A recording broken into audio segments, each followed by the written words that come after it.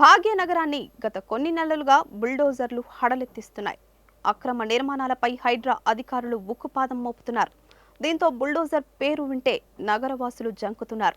Latest గా నటుడు Balakrishna, Congress senior నేత జానారెడ్డి ఇళ్లకు మార్కు చేయడం హాట్ టాపిక్ గా మారింది. వీళ్లతో పాటు పలువురు ప్రముఖుల నివాసాలు కూడా మార్కు చేశారు. అసలు ఇంతకు అవి హైడ్రా మార్కింగ్సేనా, మరేమైనా కారణాలున్నాయా అంటే ఉన్నాయనే చెప్తున్నారు అధికారులు.